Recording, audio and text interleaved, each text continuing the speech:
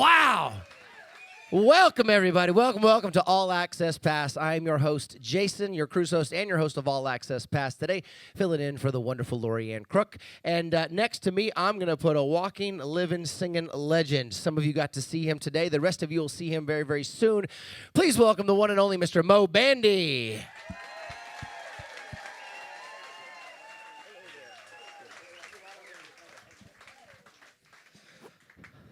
Mo, how you doing this afternoon? I'm doing good, great. Thanks for being with us. I'm glad to be here. You had a heck of a show today. Well, thank you. Boy, that was fun. I tell you, the people were, wow. The people were so good to us today. Golly, that was a ball. How many dates do you do a year nowadays? How many? We're probably doing about 75, maybe something like that. 75 dates? Yeah. That's a lot. We've been quite a bit compared to the old days. We used to stay out there, but sure. We do quite a bit, yeah. What drives you to still want to do that many days? Right there. Yeah, I love the folks, man. I really do. I thank God for the fans, but they keep us going and where we can do shows, and we've all kind of aged together a little bit, you know. And some of us, and then some of us had. But the folks have brought their kids and their grandkids, you know, and it's really, I'm blessed every day to do what we do, I tell you. So what do you think, and this is an unfair question. I'm gonna lead you a little bit. I'll give you an unfair answer. Okay? Perfect. As you're coming up in the world and you're starting to make your name, making your way as an artist, there's a lot of artists out there who don't last. They don't keep their fans. They don't last. They hit for a little bit and they have a couple, even if they have a few hit records, then they kind of fade away. How have you lasted this long? Why are you still so popular? Why do so many people still love you? What's the difference? You know, and there again, it's got to be the fans that keep liking our music and keep playing it, even the songs that we recorded many, many years ago. And we're just so lucky to do it. Another thing I think is the traditional country music, and nothing against the music now, but it's not the same as what we used to do. And they're filling football stadiums and making $80 million a day, but it's not the same music. And I think people really want traditional country music, you know, like I believe, yes. I mean, the country music cruise is predicated on that exact point. I mean, that's the whole purpose of this cruise, is to have traditional music everywhere. You know, all the main stage artists, all our main artists, virtually across the board, are predominantly traditional artists. And even next year, we have some younger artists, but they still perform in a traditional fashion. Exactly. Why do you think we don't have as many traditional country artists as we used to? Just the popularity of making money, or? Well, I guess that's a lot of it. But I think what we've done with country music is they've appealed to a young audience and got the teenagers and the young kids involved. And it's just a totally different, almost a different music, totally. And but I think there's some young kids coming up, and I'm hoping that one of these days, one of them will cut a real country song, and all the people are going to say, wow, that's pretty neat, you know, let's try that. What's old is new. Yeah, Bring it back around. Right? Right, and I'm hoping that's what happens. So for any of the folks that don't know, take us back. Take us back to when Moe Bandy was just a little guy coming up. Did you know from an early age you wanted to be a singer? I mean, I know you had a few careers before singing, which we'll get into in a moment, but at what age did you realize that singing was something you wanted to do, performing? Well, I was, my dad played guitar and sang, and my mother played piano and sang. So we sang around the house. We didn't do a lot of that, but I played music and at the family gatherings and things like that. And I felt so good when I'd sing and do that, and everybody liked it, you know, and people like you. And I was a pretty shy kid, you know. And I played first time in public. I was a teenager there, and I went down to a bar, and I sang, and they applauded. And I said, golly, wow, this is pretty neat. Right there, yeah. I like this deal. And I think you know, and that just led me to more and more and more. And I think as a young kid, a lot of times, like I was shy and bashful, and it gave me a chance to be accepted. You know, I thought, man, they love me, maybe, you know. And I think a lot of people get in the music get in it for that reason, that you want people to like you and like what you do. And you were a bull rider. Right. My family was involved with sport of rodeo. My grandfather was an old cowboy, and my dad was, and we had a ranch. My grandfather leased a ranch that was it was in litigation with some people, and it was tied up. So while they were settling this for many, many years, we had this big ranch, and we worked cattle and rode horses, and I was a cowboy. And I wanted to be Gene Autry. I wanted to be a singing cowboy, you know. But we got to riding stock and bulls, and my younger brother, of course, we all did. I did it, and I had to quit because of my back. I got a yellow streak right down the middle of it, right in there. But I also had some stomach problems, my lack of guts. Yeah. But we did it, and I did it for several years there. Every weekend I went to a rodeo, and then all week I'd be healing up to go to the other ones. Rodeo, yeah. But it was something, and it was show business. It was there again. I was getting applause, and you get that recognition. Oh, golly, they look. But when you got bucked off, you got hurt, and you didn't get any applause. And then no applause, yeah. A double whammy. Right, but it was a lot safer to do music. But we were involved in that, and my brother went to national finals 7 times in the bull riding. Wow, national finals 7 times. Yeah. Wow. And so his name is Moe Bandy. And so we had the greatest time. And by the way, I wrote a book about all this, yeah. You know, called Lucky Me. Lucky Me. And but we had the greatest time. My brother was on the rodeo circuit, and I recorded Bandy the Rodeo Clown, and I played every rodeo in the world.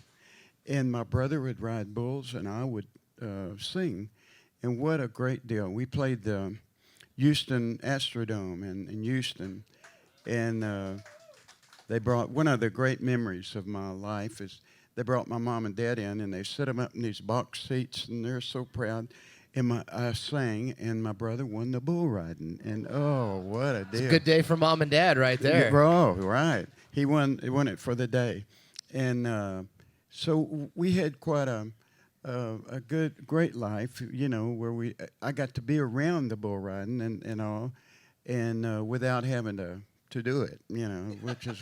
Got to be around it, but didn't actually have right, to exactly. go to the bulls. And yeah. I owned a couple of bulls. I owned a couple of bulls. I lost one, but MoeBandy.com and the PBR and the PRCA both did really good. And so I've got in the bull business a little bit.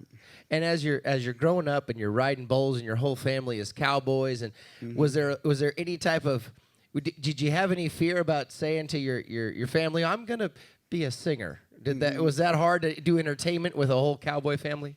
Yeah, well, we were so used to singing, but we didn't get out of the house with it. We kind of kept it around the house. Yeah, that's what I was. Yeah, and but it was, and then after that, you know, I was a sheet metal worker. I worked during the day. I had to make a living, and my dad used to tell me, "Boy, take that guitar and wrap it around a tree." I said, "You got a good trade here," and. A few years later, he's sitting up in the front of the bus going, "Yeah, it's my boy." Sitting in the box at the Houston Astrodome. Right. Yeah, those are my kids. Yeah, I taught him everything he knows. Yeah.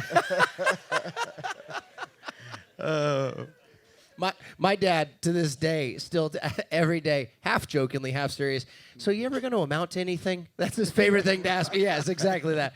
Wouldn't be a father, I guess, without that. Right. Yeah. Mo, one of the things I like to do is I like to allow the audience to ask questions during my interview. So we got a couple from the audience we'll jump in and out of. Judy, all the way from Cobden? Is that right? Illinois? Not sure where Judy is, if you're in here. How many children and grandkids do you have? I have got, glad you asked that. I have 3 great children. I have 2 girls and a boy. I have 6 grandchildren, and my wife and I, we have 10 grandchildren between my wife and I. Oof. and I have 3 great-grandsons, and I am so proud of my little grandsons. Not many kids, I know I didn't, get the chance to meet their great-grandparents. Yeah. And so I've had so much fun with them. And What do they call you? Peepaw. Peepaw. Peepaw. I said when my first daughter was Peepaw. born, my first grandchild was born, I said, man, I hope they call me Grandpa, or something like that. And the first words out of my granddaughter's mouth, Peepaw. And now my great-grandson is a little bitty thing, and he calls me P. Just P. I hate that. You went from Grandpa to Peepaw to just P. P, just plain that's P. it. Full stop. Judy would also like to know, how many wives have you had? Just kidding, she says, just kidding. Just kidding. Evelyn, who joins us from Spokane, Washington. I have not been to Branson in a while. Do you still have your theater, and do you still perform there? No, I sold my theater, actually. I had a theater there for years, and we had a great time in Branson. I went there in 90, and boy, in 91, 92, we did a 60-minute series out on the golf course. Marley Safer introduced us. And we were doing this interview, and he had a bunch of entertainers at the time. And Mel Tillis, God bless his soul, I love Mel Tillis. He said, I'm making $6 million a year over there. And oh my God, it opened up the doors. Here come every entertainer in the world. Theaters started sprouting up like weeds. And boy, we had a great time. And it just like anything else, it kind of peaked. It's still a great place to go. But we had a great time. You couldn't get a hotel room within miles and miles. You had traffic was everywhere. It was really something. How long were you there? I was there, I was there about 20 years. But I traveled out on the road, too, at the time, off and on. 20 years is a big run for one spot. That's quite a time, yeah. How many dates were you playing at your own theater there? We were doing, I'll have to add up the math, but it was 6 shows a week for 9 months out of the year. That's a lot of shows. Today, I don't know how I did it, but we did it. Yeah. And then in the other months, we'd go out and travel. Well, Mary Jane, who comes from Allen, Texas. Mm-hmm. All right. They know where. You're from Dallas. It's not Allen, sir. Just kidding. Will your book be available at Barnes and Noble? When and where? When and where? Okay, you can get it on Amazon as one place, but the best place to get it would be Moe Bandy at book.com. You can get it. And I wrote the book. I've had so many great experiences in my life, and in 1988, President Bush contacted us, or his office, and they were using my song Americana, on the campaign trail. And they called me, and I came into Chicago. We did 7 rallies that day. And we'd get up, and I'd say, ladies and gentlemen, I'd sing Americana. Ladies and gentlemen, next President of the United States, George Bush. And what a thrill and an honor. And Crystal Gill and Loretta Lynn was with us. And so I became very good friends with the Bushes. I've traveled all over the world with them. I spent the night in the White House and all over. What a great experience that was. And so when I wrote the book, the co-author with me, he said, you know who needs to do the foreword to the book? And he said, Barbara Bush. And I said, oh, I don't know. She's such a lovely lady. And she'd been in a little bit of ill health at that time. So he called the office, and she said, I would love to do that. And she wrote the sweetest foreword to the book. And I just so honored her. And it wasn't too long after that she passed. But that was an honor, I'll tell you. That's wonderful. What a great moment that is. The rest of this, I deciphered it. When and where will you be making your Dallas area tours?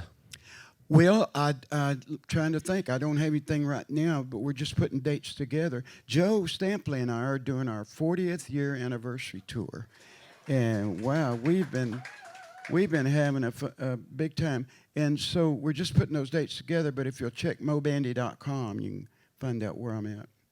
And well, I'll go into this first. Natalie from Mount Dora, Florida. Do you keep in touch with Harley Worth It? I do. Harley Worth It was a comedian in my show. Yes, and very funny guy. And last I talked to him, he was living in Florida. Like, this is Florida. We're not in Florida. Here are we? in Florida. Yeah, right here. Right here, very southern Yeah, Florida. Right here in the ocean. Very southern Florida. Yeah. But he's doing well, doing really well. What inspired you to do comedy in your show? Well, people like Harley Worth It. I had comedians work for me, but I love to make people laugh. I've always tried to do that, and I just love to do jokes and laugh. That's part of entertainment. For years when I first started, you just stood there and sang your hit records, But I like to tell a few jokes and get a little laugh, and all of a sudden it starts getting good to you. All right, I think I'll learn a few more jokes here. Yeah, right. By the end, there's going to be 2 songs and just 45 right. of jokes. And all stand up. Yeah, right. And do you have, not to put you on the spot, do you have any favorite jokes that you just love to do? Well, yeah, I was talking earlier about, how we've grown older together, the fans, and the people have been so good to us and everything. We've grown up together. And I got an old neighbor out there. I live in Branson, actually, and we travel out of Branson. I don't sing there much anymore, but we live there. I got an old neighbor, boy. He come over to my house, and he said, this getting old ain't bad. He said, ain't bad at all. I said, really? He said, I get up in the middle of the night, and I'll run in there to the bathroom. He said, I open that door, a cool breeze hits me in the face. He said, the light comes on automatic, he said, and he says, like a religious experience. His wife said, ain't no religious experience, you're peeing in the refrigerator.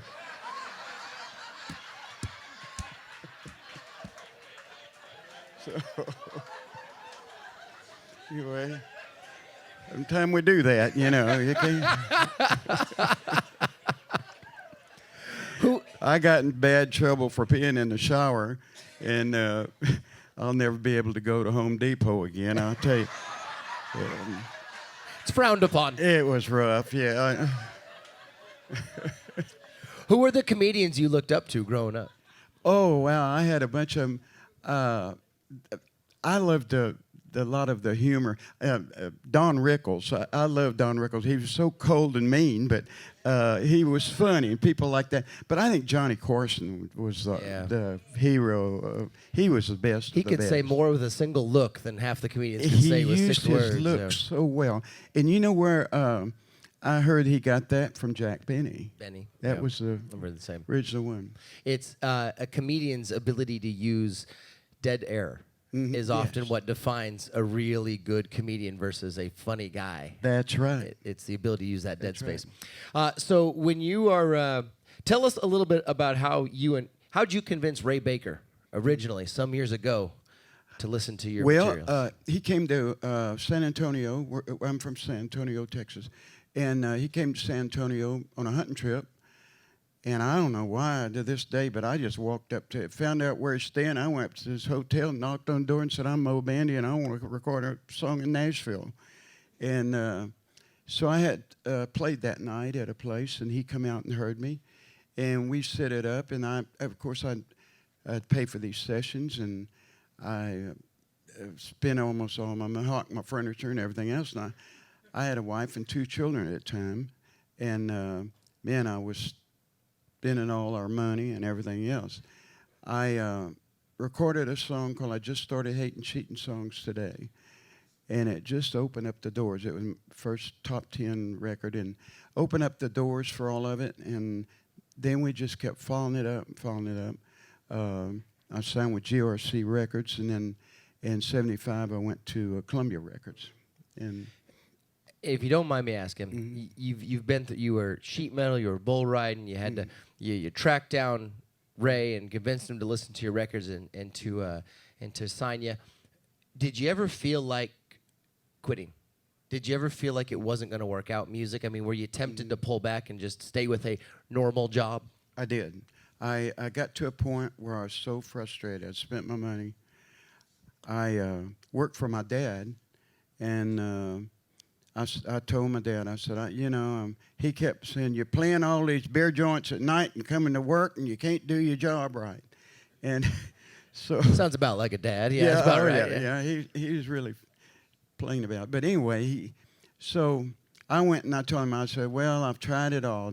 I said, I've spent my money, I've gone to Nashville, and I've tried it all, and I think I'm going to quit.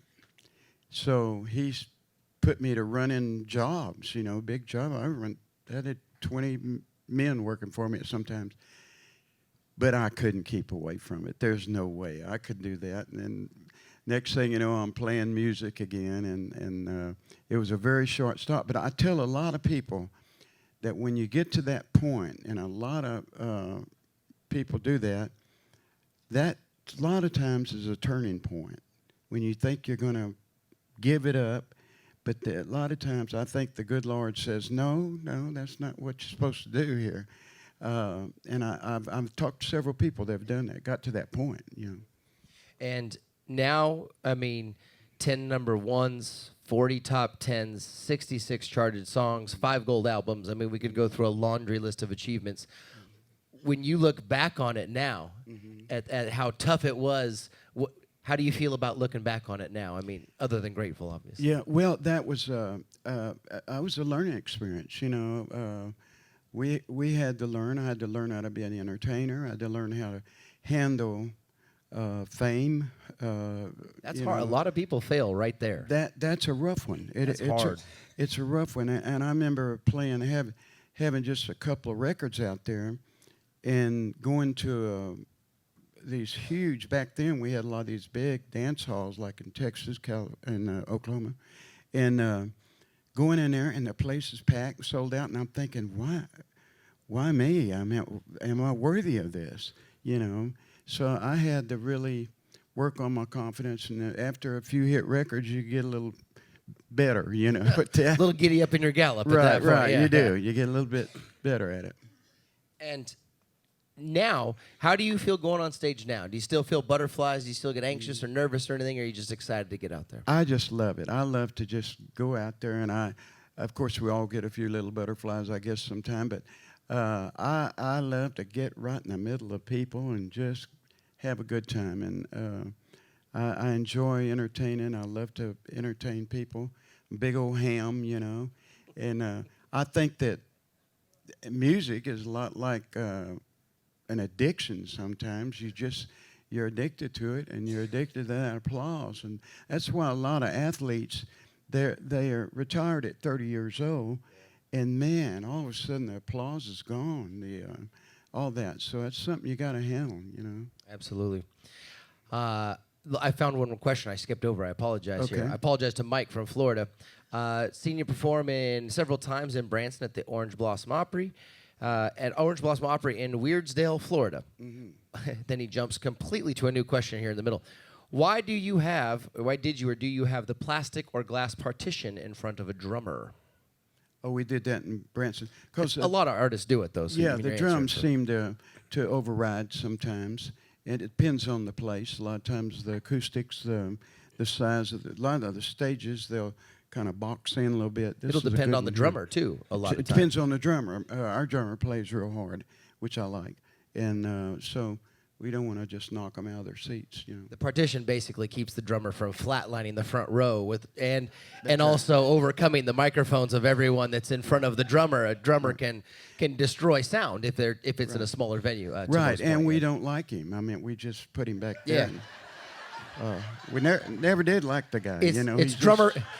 It's the drummer protection program. Yeah, that's what it is. Yeah. A lot of artists use it. Yeah.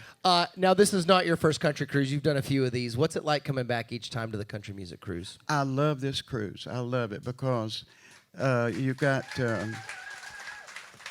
country music everywhere. I swear to God, I saw Dolly Parton the other day. Yeah. I did. I heard her and saw her. Yeah. I saw Elvis a while ago on the elevator. I saw 5 of them. Yeah, yeah. I mean, that's pretty strong stuff right there. But I love this cruise. So, and it's traditional country music. I think everybody on the boat is from our group. Is that correct? Yep, everyone. Yeah. Yep, full charter. So everywhere you go, the people, we have that in common. We love the music. And who are you? One of my favorite parts about the musical cruises like this, especially the country cruise, is no matter how big an artist you are, everyone is fans of other artists. I find it's not like you're walking around with just your hat and everyone else is doing. Right. You're fans of other artists as well. Are you looking forward to seeing anyone in particular this week? Well, I love all of them. My golly, I've been hanging out with the Gatlins and the Oak Ridge Boys coming on, and Tracy Lawrence last night. I mean, just the greatest of the greats are here, We do our best to keep you and Johnny separate, so I appreciate that, yeah. We got time for a little story? Always. We do? Okay. Johnny and I went play golf, and Johnny said, I'm a little down today. I need to go out and play golf, get my spirits up. So we went and played golf, and we was on the second hole, and I hit a ball just low, and somehow Johnny got out in front of me, hit him right in the back. And he hit the ground, and I went down there, and I got to him. He said, is that all you got? Anyway, I helped him up. So anyway, we played golf again later, and we was playing golf, and my golf cart got high-centered on the curb. And I said, John, would you help come over and push this cart, get me off this curb? Come over there, and the wheels just spun out on his brand-new white shoes, just, and he's going, ah! So we did that. So again, I call him, play a little golf? Well, okay, I guess. We went and was driving down the cart path. And I said, are those peach trees or what are those out there? And I hit the brakes. The guy behind us hit us, knocked Johnny out of the cart.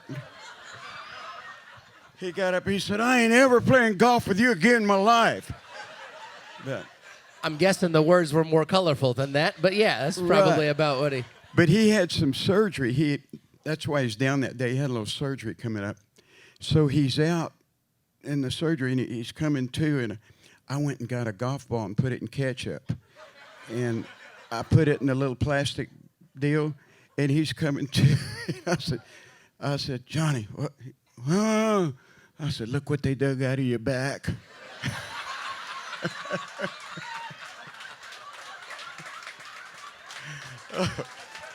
A Titleist 3. What a perfect way to end this. Do me a favor, whether you're watching back in your room or right here in the room, help me thank this fantastic man right here for hanging out with us, Mr. Moe Bandy. Thank you, sir. Thanks for tuning in, my friends. Have a great day. We'll see you out and about.